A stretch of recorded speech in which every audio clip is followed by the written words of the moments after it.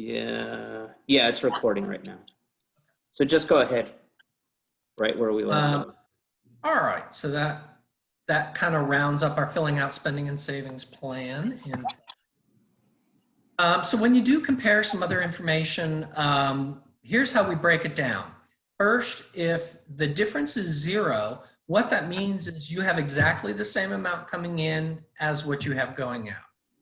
It's not the best scenario, but it's also not the worst scenario. It's good because you can cover what you need. Where it can be an issue is if something unexpected comes up, and we'll talk more about that in a little bit. But if something unexpected comes up, that means there's no extra for that. Positive, if you have more income than you have expenses, that gives you the opportunity to save money, to put some away. If there's like a one-time payment that you need or a one-time purchase that you need to make, that allows for things like that. Then you have your negative, which means that your income is less than what your actual expenses are, which is going to be a problem because each month you're going to end up not being able to pay something.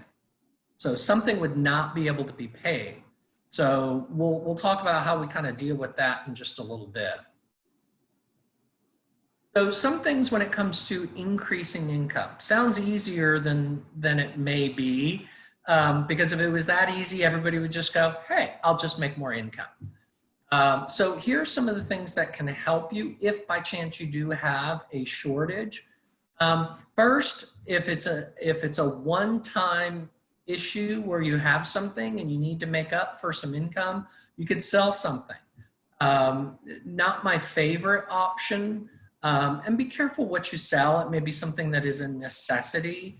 And usually when you sell something that you're in need of the money, you get a mere fraction of the value of what it is. Because if you're going to a place like a pawn shop or something like that, they know that you're likely more in a desperate need and more likely to give you less. So what if you have the occasional way you want to make some money? Garage sales. So that's a way sometimes if we have a lot of stuff and we want to get rid of it, so you can do some garage sales. Not as popular these days because not as many people are going out wanting to touch things.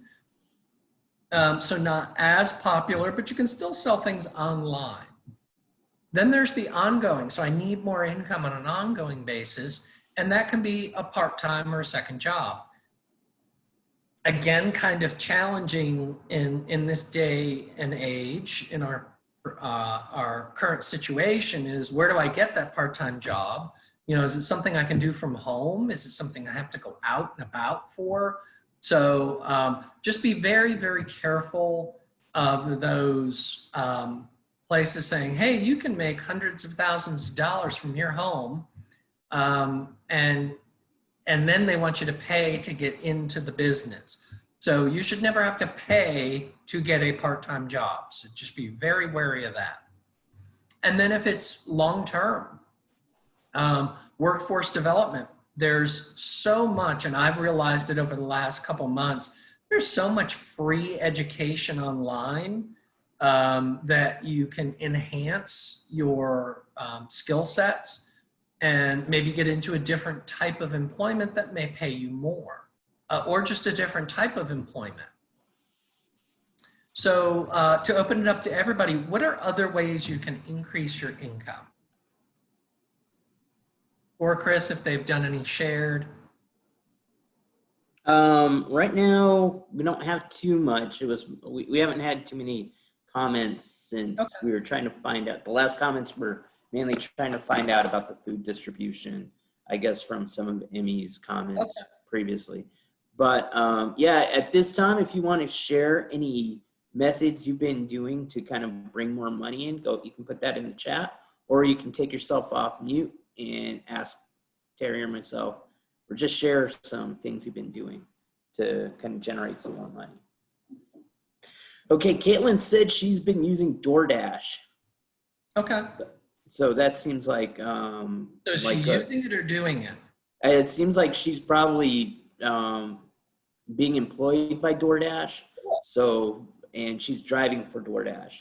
So Sweet. that's kind of bringing some more money in the door during this tough time. Yeah, and our employment abilities are shifting based on, you know, what's happening. Caitlin, go ahead. Were you going to say something?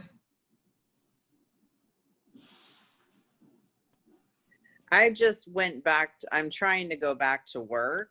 Mhm. And I traditionally work for myself, but with everything going on, my bosses have offered a W-2, which is good.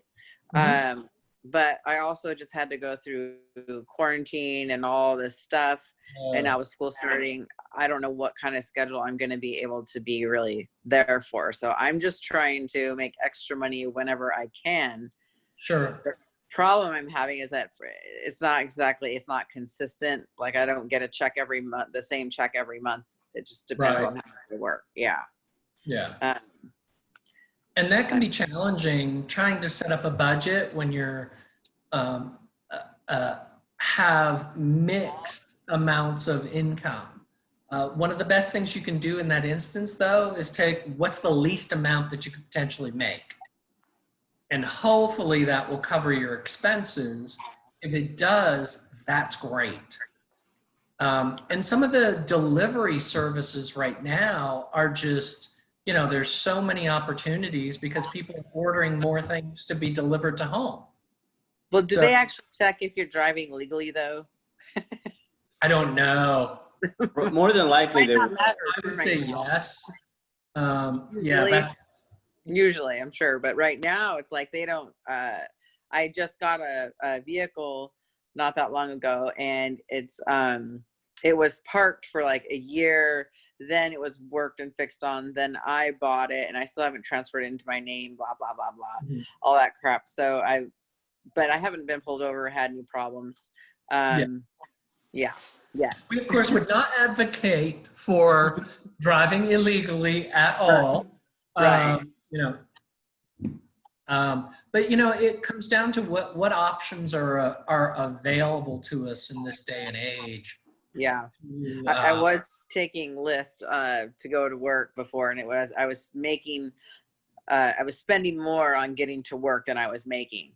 But I kept doing that, and then I finally got back the unemployment, a little chunk of unemployment, because the industry I work in, we were shut down for 2 months, and it took me forever to file for that. But that little chunk of money I did get, I was able to go and get a car, and I've been able to pay off some of the stuff I need to pay off to get it to drive legally. So now it's not that big a deal, but I need to do it. Yeah. But yeah, that's a good side gig. I think the delivering and drive, that's a good side thing. It's not as much contact with people, you know, and they seem to be taking quite a bit of precautions when it comes to that for both the employees and the customers. Yeah. So, Yeah. You know, definitely options out there. So great. Thanks for sharing. Sure. All righty. So moving on. So how do we decrease expenses? And it's always easier said than done. Last week I shared with the attendees a lot of the stuff that I myself have done. I got rid of cable, and I can say, hi, my name is Terry. I'm 3 months without cable, and doing pretty darn well with it. I'm shocked at how much free TV there is out there. So that saves me about $60 a month. And then just other things where I redid my phone in a different phone plan. I mean, I owned my phone outright, so I was able to get a lower phone plan that charges less. So there's a lot of things that are available out there for folks to take advantage of. But some of the things now, these may look a little bit more like if we were going out and working every day, but like going out for lunch. And yes, $8 is not unusual, you know, for a lunch. If you did that 5 days a week, it's $40 a week. And then you've got $2,000 a year. Now, most likely, we're not doing as much of that at this point, especially since we're sitting home more. Same goes for going out for coffee.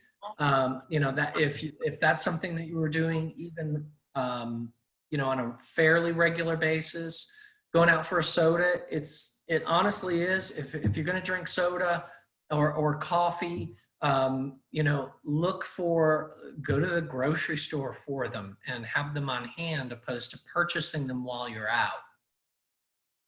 Lottery tickets, magazines. I don't know many people who still get a magazine. And then cigarettes. You know, I don't know if $6.50 is a reasonable amount for a pack of cigarettes anymore, but that's a lot of money too. So, you know, there's a lot of things that you can see. The problem is, and I have a friend of mine and she smokes, and she's like, I'm smoking even more, you know, because of it, because she's always home. So there's a lot of things where, you know, we're doing more of some of these things at home and maybe spending more. So if we are going to be spending, we need to be really wise with that. Going out to dinner, I don't know many people going out to dinner regularly any longer. You know, if that was once a week and you could switch down to once a month, now somebody might get a pizza delivered once a week. Maybe that's once every 2 weeks. So there's different options of things that you can look at. You know, things have just changed so much. Our spending habits have changed a lot. I got laid off, gosh, a little over 3 months ago. I'm like, man, I went through a lot of coffee at work because I'm looking at how much I'm having to buy. Because before it was I drank coffee on Saturday and Sunday. And now it's like, man, I'm going through a lot of coffee. So looking for good deals on the coffee. You know, if I'm doing it at home, I'm going to look for a good deal on it. Anything anybody wants to, any good comments anybody has in ways that they've realized how to, other than at the top of the event, we talked a little bit about cutting out subscriptions that you may not use any longer. Anything else anybody has realized over the last couple months where they've saved a lot of money? Not saving, but in this neighborhood, some, you know, people are like hosting, how you call it, like kids pods, because like now they're doing online school and some parents cannot watch their kids at home. So Yeah. some neighbors, they're hosting like, you know, like small group, and they charge like, you know, $5 or $20 a day to pretty much just watch the kids do online schoolwork and make sure they're safe. So that Pretty nice. might be, yeah, that might be more like steady income or something. So, Well, it also shows community, you know, which is really nice and shows what a community can do. Because if you are one of those people who, if you don't go to work, you don't get paid. You know, there's some positions like waiters, waitresses, bartenders, people that relied heavily on tips.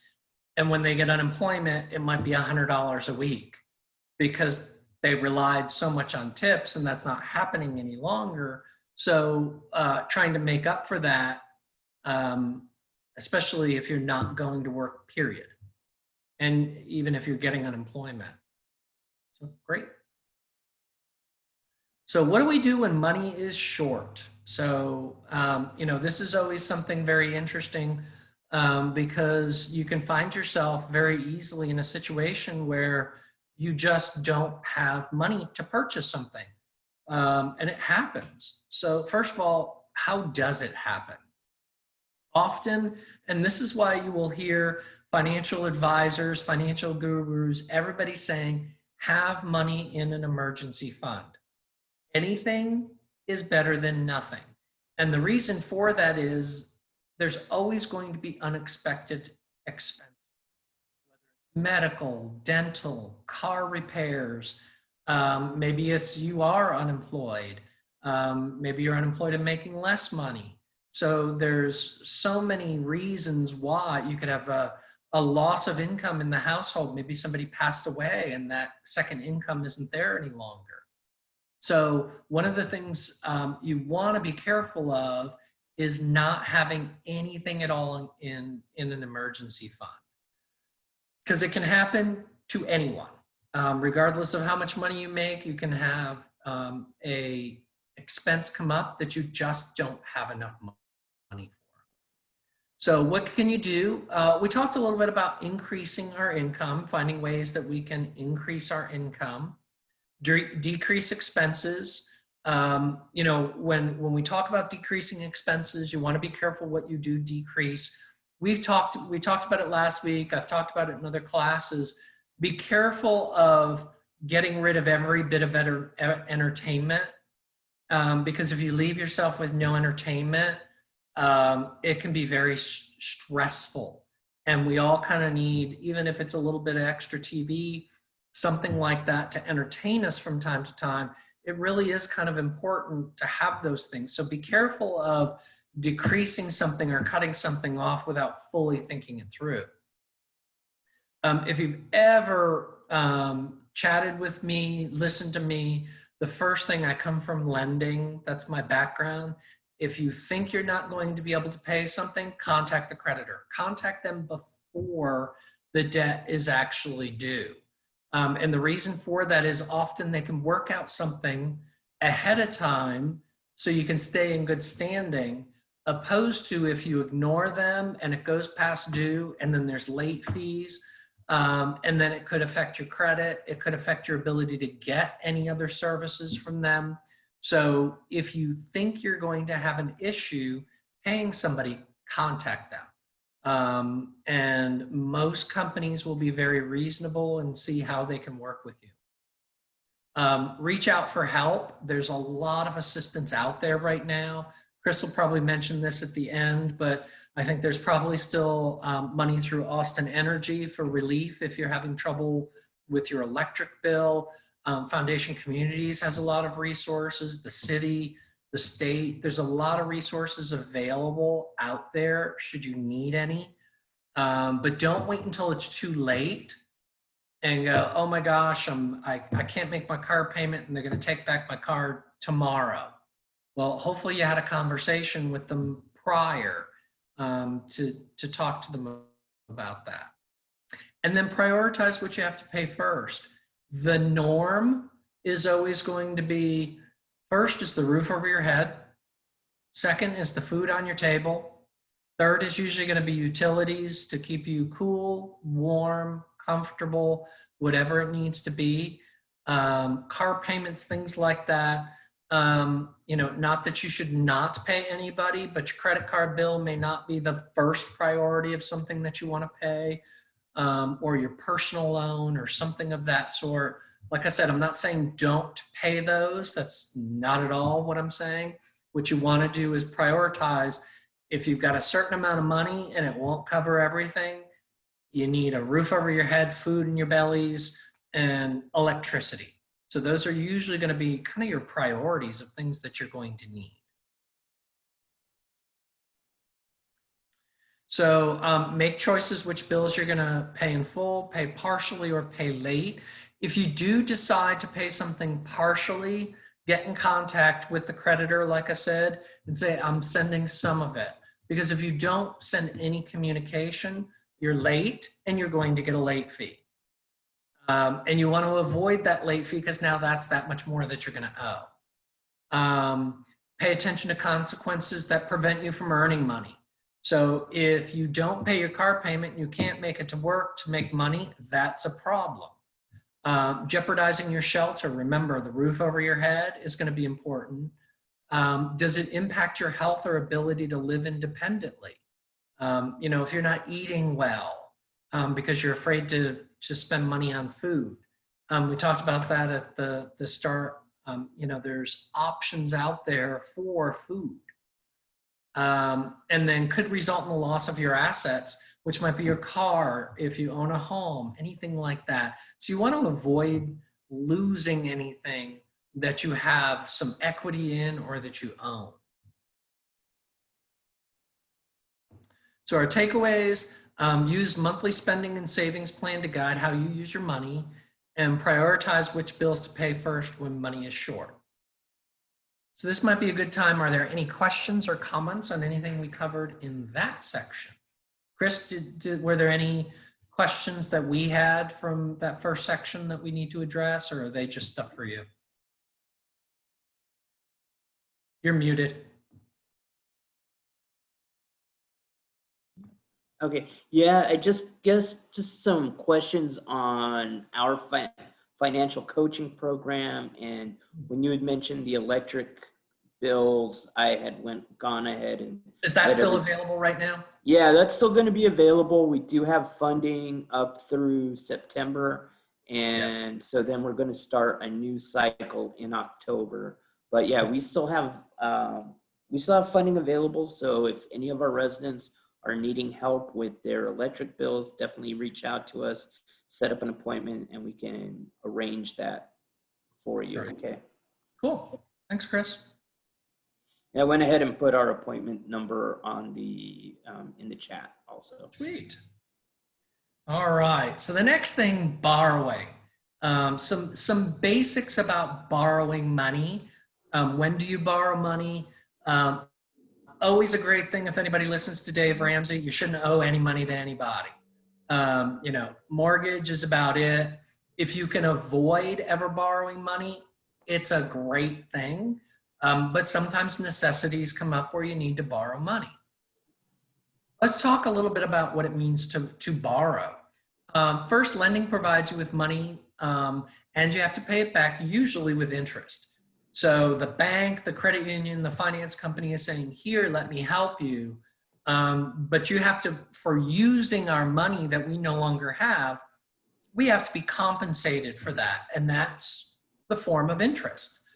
Some places, depending on the type of credit that you borrow, it may be a fee that's associated instead of interest.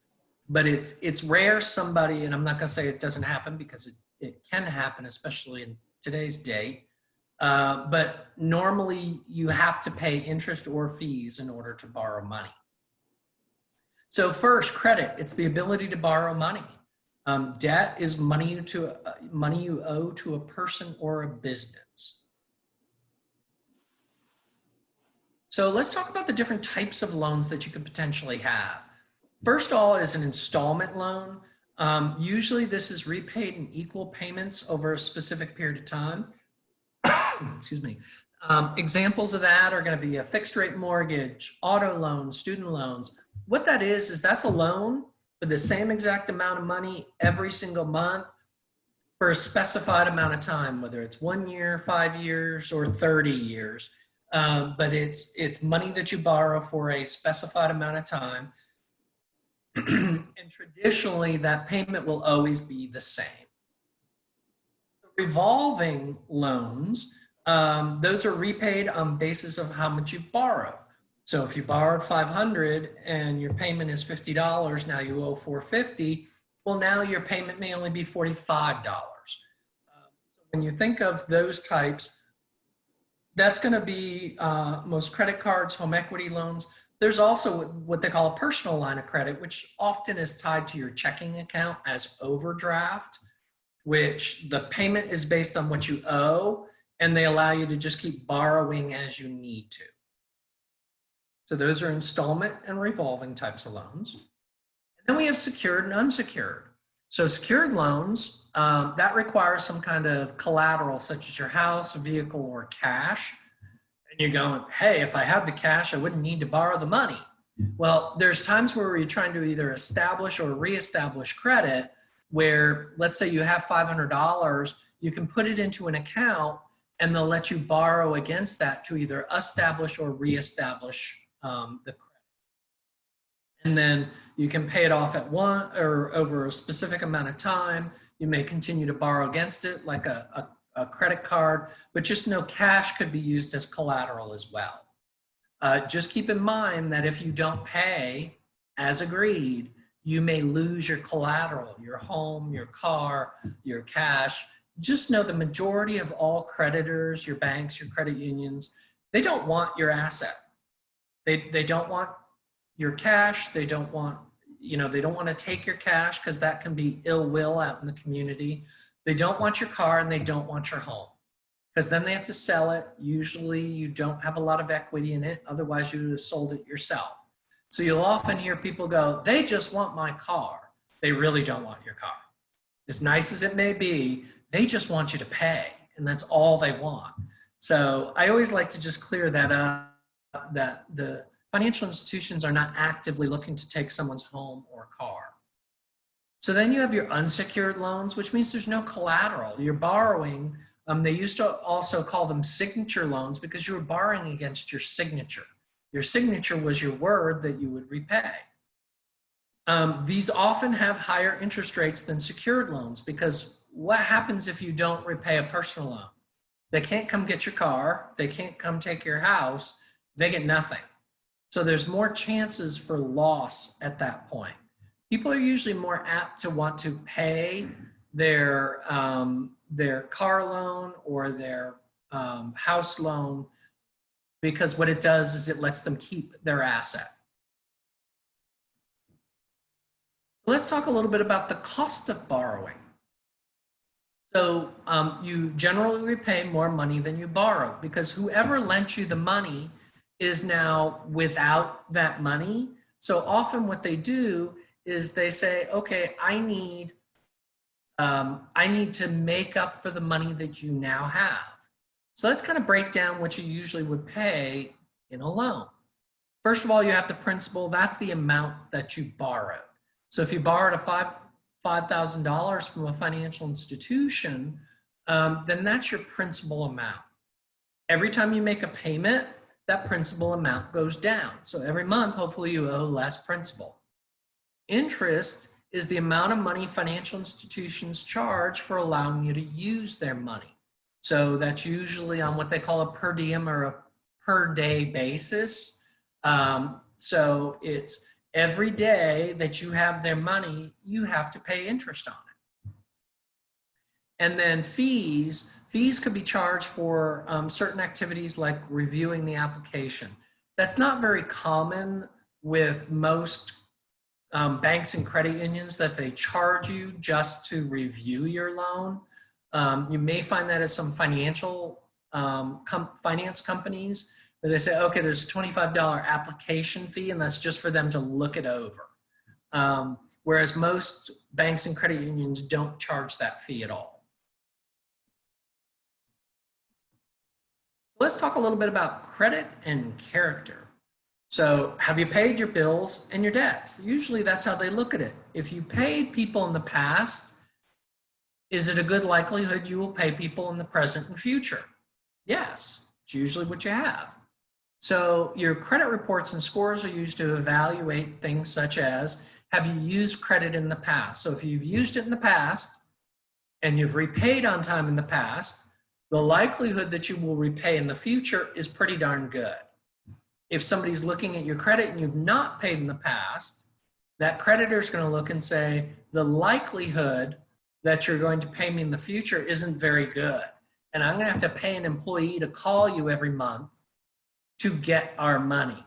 And that's going to cost me money above and beyond the late fee. So how many credit accounts do you have? There's no magic number of how many accounts you should have or should have had over time. You do want to be careful of having too many. However, 10 credit cards with balance is a little excessive. The other things you'd look at is whether you've ever filed bankruptcy, had property repossessed or foreclosed upon, or made late payments. So a financial institution will often look and say, I'm basing my decision and my interest rate likely on how you've done in the past. So if you've had a foreclosure, there's more of a likelihood you could have another one. Now, some people may disagree and say, well, I've had one already. It won't happen again. Well, you likely did not go into that first mortgage with the expectation of having it foreclosed. So some creditors could look at it and say, well, you did it once. Why wouldn't you do it again? But there's also, we go through certain times, now being one of those times, when some things are just way beyond our control. So they're going to look at those things such as late payments, repossessed, and foreclosed on. Then you have what's called your capacity. What's your ability to actually make a payment? So how much of your income goes to pay your debts? Now, certain things that a creditor does not look at is your utility bills, your health insurance, anything like what they're looking at are usually fixed payments and credit cards. Whatever is usually reported to a credit bureau, which is going to be student loans, car loans, mortgages, credit cards, personal loans, title loans, all of those things. Then they have what's called your debt to income ratio. How much income is coming in compared to what's going out. Now, they often will use the gross income for that. Now, we talked about your net income before and how important it is to work your budget on the net income because that's what you're actually getting. Now, the reason your debt to income ratio is used based on your gross is because the creditor doesn't know how much you put towards your taxes, your 401k, any pension plans, and those are all adjustable. Those can be adjustable at times too. So they use your gross income for that debt to income ratio. They look at your gross of how much you make each month because most bills, your mortgage, your car payment, your student loans, your credit cards, they're all paid monthly. So they're often looking at what are you doing on a monthly basis. And then they look at what your monthly expenses are. So that's your capacity. And then there's a difference between co-borrowing and co-signing. So co-borrowing is usually going to be for spouses. So you both want to take out a car loan, a mortgage, because the intention for co-borrowers is they will usually commingle their income and their debts. So co-borrowers means you're jointly taking it out with somebody else. And like I said, usually that's a significant other, it's a spouse, whomever it might be, but that's somebody you would normally commingle your income and your debts with. You're both responsible for paying it though, at that point. So you both sign for it, you're both responsible. Co-signing, anybody ever watch Judge Judy? I'm a big fan of Judge Judy. And she always says about co-signing, don't do it. And the importance behind that, and sometimes, parents will often co-sign for their kids. That's pretty common. I will always caution you, based on my financial experience, to not co-sign for a friend, a distant relative, a coworker, anybody like that. Now, the loan proceeds go to the borrower, and that's the person who gets the advantage of the loan. So if it's a car loan, that's the person who gets to drive it. It's the person who gets the money if it's a personal loan. So that's, but the co-signer promises to pay if the signer doesn't. So many co-signers I've heard over my years, well, it's not my loan. Actually, it is. So be really, really careful with co-signing for someone. If you co-sign for one, and remember, your children are something very different, but if you're co-signing for somebody, assume you have to pay it. Because if they don't pay it, the creditor is going to be looking at you to pay it.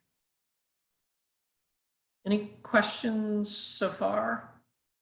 Chris, anything that's on this topic? Well, I don't know what happened along in my life, but somewhere from the very, very beginning, they have deemed me as having bad credit or not good credit. Okay. It wasn't until I was 41 or 2 after I had a checking account with Chase for years when I was finally eligible to get one credit card for $1,000. Mm-hmm. And I've gone and tried to look up my credit history several times, and they say that I'm not me. And then my credit's frozen. And I'm just finding out all kinds of things this past year or two because I've been trying to be creative to build credit, because there's actually a program, there's a program within Section 8 in Austin to be able to buy a house and to get out of the program. And so I went to try to look at buying a car, and then she was like, oh, well, all your credit's frozen. So this is one of the reasons why I'm constantly getting a no as far as anything to do with build credit. But if I never froze my credit, how does that happen? It should only be able to have been frozen by you. I've rarely heard, unless somebody who is really good at identity theft has actually set it up to the point where it is frozen, whether it be with a password or whether it's through a company, but they may have been creative enough to do that. Your best bet is usually always going to the credit bureaus themselves to be able to prove who you are. That's what I did, and that's for years. Sorry, my daughter's starting to come out. But yeah, that's one of the problems I'm having right now. Yeah, and that might be a good one-on-one with a financial coach. Yeah. Because that's got to be frustrating as anything to try and deal with. So sorry that happened to you. Yeah, you can make an appointment with our financial coaching program, and we can run your credit, and we can on a credit report, and we can kind of see what comes up, and just to see what's still frozen or what's active, and actually when that freeze was placed on your, or when that request of a freeze was placed. Yeah. So yeah, we can help you with that through our financial coaching program through the 737-717-4000 line also. So that's kind of the differences between co-borrowing and co-signing. Like I said, I'm not saying never co-sign for anybody. If you've got your 18-year-old son or daughter and you want to co-sign, okay, great. Coworker comes to you and asks you, I would think long and hard. Because you could end up being responsible to pay it. And if you don't, there goes your credit. And no matter what, you are still responsible for it. I know I've heard it a million times, but it's not my car. No, but you signed on the dotted line stating that you would also agree to repay this if the primary didn't. So just think 12 times before making a decision to co-sign for somebody.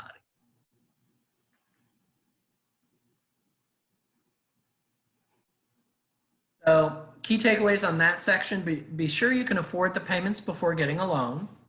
Also know how much it will cost and what will happen if you can't pay it back. I'll tell you, if you ever go for a mortgage, it's kind of scary. You borrow $200,000, you pay back $350,000, because it's over 30 years. And of course, the first thing everybody says is, do you know how much house I could have gotten for $350,000? It's like, yes, but do you have the cash for $350,000? That's kind of the challenge. So interest rate and term always matter, and understand what lenders look for when deciding when they decide to loan money to you, and that can kind of help prepare you for what you're going to need to do if you do decide to apply for a loan. And again, financial coaches can kind of help you with that. Our next section, before we move on, I want to make sure, Chris, do we have any questions that would be covered under that topic?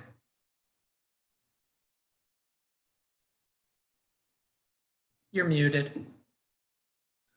No, nothing that popped up. I put the comment of just beware of co-signing, and when you co-sign, be ready to make the payment. Yeah, okay, thanks. All right. So what is debt? And sometimes people look and go, debt's bad. Now, the debt for a mortgage is not necessarily a bad thing because you're actually building wealth over the years. Hopefully your home will go up in value and you're actually building wealth, which is awesome. So debt isn't always necessarily bad. So let's talk a little bit about what's the difference between credit and debt. And credit is where somebody lends you money, and debt is what you owe them. So debt is what you owe, credit is available for you. You use credit to borrow money, which then becomes your debt. That's really kind of how you break that down. So People get in debt for many reasons. Some are intentional, some are non-intentional. But let's talk a little bit about why they get in debt. First thing they do is they purchase assets. A house is an asset because normally, we've had some fluctuations in the market over the decades, but normally you build wealth and equity in a home. So borrowing for that is not necessarily, it's a good thing. An asset, a car, people often say it's an asset. It's a depreciating asset. Now, if like Caitlin, who owns her car free and clear, that's awesome. It's an asset. However, if you owe on it, that is not necessarily an asset because you may owe more than it's worth. Getting a car loan may not be a bad thing because if you may need good, reliable transportation to get you to and from work to make money. So, but those are the kind of assets you would have. Sometimes you borrow to pay bills as a result of not paying them. So hopefully nobody has to borrow to pay a bill. Before you do anything like that, title loans, any other kind of loans, please make sure if you are a Foundation Communities resident, please make sure you look at all resources that are available. If you're not a resident, please make sure that you sit down with a financial coach first before you make a decision to borrow money to pay a bill. Then it's covering unexpected expenses or emergencies. Car breaks down. You need to get to and from work. You may need to borrow money to get it fixed. You may need new tires. You may need new exhaust, something of that sort, that if you don't get it done, you can't get to and from work. So that's where we'll always recommend having that emergency fund. Like I said, if you put away $5 every single month, it's $5 towards an emergency. Maybe you borrow because you want to buy something that you want or need. There's always the wants and there are needs. The need is I need new tires for my car. The want is I want a brand new car because mine is 5 years old. Good chance it's still in working condition and you can drive it, but I want a new one. Often people will do it to buy electronics. Oh, I want that new TV. Or they'll do it to buy new furniture. Oh, I want to get new furniture. Whereas if you saved $30, $40 a month, maybe in a short period of time, you could buy that furniture outright. Most places where you go to borrow money for things like electronics and furniture or tires or anything like that, you're looking 25, 26% interest rate. So if you can not pay any interest, you're saving money there comparative to having to go out and borrow. So understanding debt and some of the things that we definitely need to know. First of all, who do you owe money to? Now there's things like utilities where you owe money based on a service that's being provided on a monthly basis. That could be electric, gas, phone, things like that you could potentially stop if you wanted to. There's also things like rent, mortgage, car payments. Then you're going to look at how much do you actually owe them. Hopefully you're looking at your statements on a monthly basis and then looking at if you are paying interest, how much you're paying. Hopefully that will get you to want to pay more or incent you to want to pay more to get it paid off quicker. Also looking at how much are those payments monthly. When the payments are due, sometimes some creditors will work with you if you end up, let's say everything is due on the 1st and that becomes a struggle, contact a creditor and say, can you move that to the 15th for me? Now rent is pretty much always due on the 1st, but maybe a car payment is due on the 1st too, and you want to move that to the 15th. Now if you're paid monthly, then the 1st is usually the best time to get everything paid and due. That way they're done and over. But if you're paid semi-monthly or bi-weekly, it might be nice to kind of spread them out. Other important facts about your debt, pay attention to what you're paying and what you're paying for. You know, those are important things that you definitely want to look at, is how much am I paying and what am I paying for? And maybe you'll find that you're paying for things you really don't need. You know, always be careful of auto renewal on some items. And then you're like, oh, I didn't realize I was still paying that. Especially if they're taking it out of your checking account on a monthly basis. So reducing debt sounds easier than it may be. How do I get rid of some? So there's a couple of options, a couple strategies out there, and these are totally based on what works for you. And everybody's going to be different. One may actually save you more money than the other, but one may incent you more and want you to pay more than the other one. First of all, there's the high cost debt first. Usually this will have a higher interest rate, and it's something, so you pay off, let's say you have a whole group of bills and you decide, okay, what I'm gonna do is I'm gonna pay off the highest interest rate one first. Well, let's assume that that's 5,000 and you have others that are 1,000. Well, it may take you 2 years before you actually pay it off. Now, some people will look at that and go, I haven't paid anything off and I'm getting discouraged because it's going down, but I still have the same amount of debts. But if you're very diligent about how you pay, and if you feel better, because it will save you likely more money by paying the higher interest rate items first. The other option is the snowball method, and that's paying off the ones with the lowest balance. So let's take our $5,000 one and a $500 one. Well, the 5,000 might have the higher interest rate, but maybe you can knock out the $500 one in 5 months. Well, that's one less debt that you have to pay. You may feel better about that and go, wow, I got one paid off. This is totally based on what works for you and how you want to work it. There's paying off the higher interest rate ones will definitely save you money, but it may frustrate you because you're not seeing, you're still paying the same amount of debts every single month. But if you're diligent, you'll save some money. The snowball method may give you that shorter term result, like, oh, I paid one off. Now I'm only down to 4. Now I paid another one off. Now I'm down to 3. Now you still may have that $5,000 debt out there with a higher interest rate, but at least at this point, you owe less.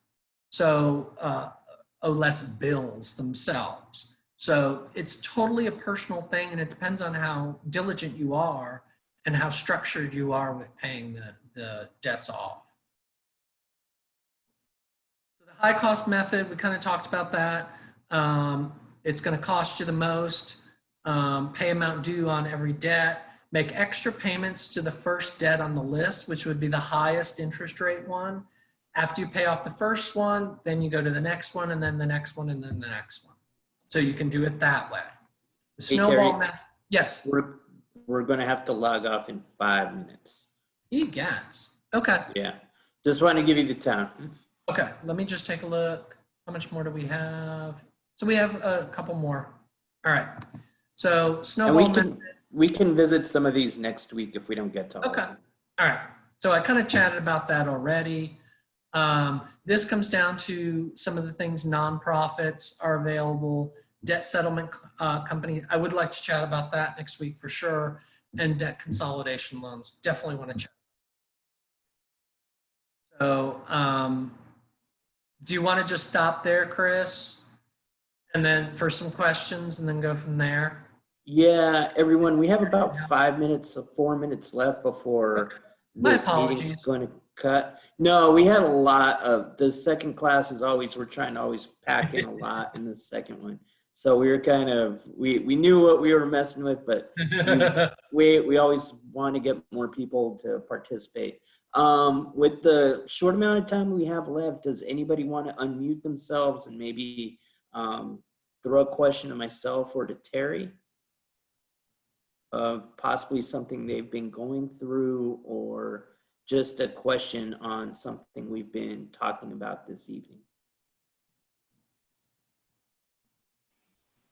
I heard consolidation loans is not good. I don't know why. That's something I just heard. Do you have any information on that? I do, and I can give you like a 2-minute thing on that. They're not necessarily a bad thing. It depends on how structured you are. So consolidating debts makes sense, but the person taking out that loan, first of all, it's tough to qualify for one. Secondly, you have to be prepared after the consolidation loan has gone through to say to yourself, or actually prior, how will I now pay cash for things I used to have to charge? Because if I needed to use those, if I needed to get those loans, I needed to use those credit cards, how am I now going to cover those with just cash? Because I've seen those things go horribly wrong for people where they take out the consolidation loan and a couple months later, they start using the cards again, they get more loans. Now they've got this personal loan for $500 a month and all the new debts too. So if you are a very structured person, they can be great. If you haven't figured out how you got to that situation and how you're going to pay cash for things, it's a bad option. But if you know, hey, these were one-time things, I got over that hump, now I can pay cash for everything afterwards, then it can be a good thing, for sure. Thank you. You're welcome. Yeah, just to follow up on that, I would definitely say know yourself. Know that you're not going to kind of go back into the habit of putting things back on your credit card when emergencies pop back up. Really kind of try to work an emergency savings account and build that up probably to at least $1,000. So if emergencies do start popping up again, you have a fund to kind of dip into rather than going back to your credit card and because it happens. I put a bunch of debt onto one credit card a couple years back, thought it was going to be easy. Emergencies popped up, so then I started rebuilding debt on another card. So it can be problematic unless you're really disciplined with it. Yes. And Terry, did we want to give out a homework this evening about just creating a spending plan? I think taking a look at what you've spent for the last month and what you're going to spend, what I'd like you to do is at least look and say, am I positive, negative, or am I even with my debts to my income? If you want to share, you can. If you don't want to, that's fine, but at least be aware for next week's class. Yeah, and just like Emmy shared with her experience of things she noticed, we'll go ahead and just take a little bit of time at the beginning of next class. Maybe if you guys log in a little early, we can start that discussion ahead of time. But that's really putting us at 7:15, so we're going to go ahead and wrap up. Great. Now, if anybody has further questions, feel free to email me, or you can, I'm going to encourage all of you to set up a financial coaching appointment. If you were in a situation that you need a little bit one-on-one counseling with. But yeah, give that spending plan a try and just try to find out where your funds are going. We're going to be here at the same time next week. I'll send out those emails probably on Wednesday evening once again, and I'll send it out another one right before the class. And we're going to go ahead and try to get this class and the first class up on our website, just in case there was you missed the first class and you'd like to just kind of jump in. And if you would like a copy of this PowerPoint, feel free to email me and I can make that available to you. Okay. Terry, did you want to end on anything? No, I think that's great. And I think we're good. See everybody next week. All right, everyone. We'll see you next week. You can go ahead and be happy. leave the meeting. And thank you for joining us this evening. Thank you for spending your Thursday evening with us. We appreciate Thank you. Bye, everybody. Have a wonderful week. We'll see you next Thursday. Did you need me for anything, Chris? No. Okay.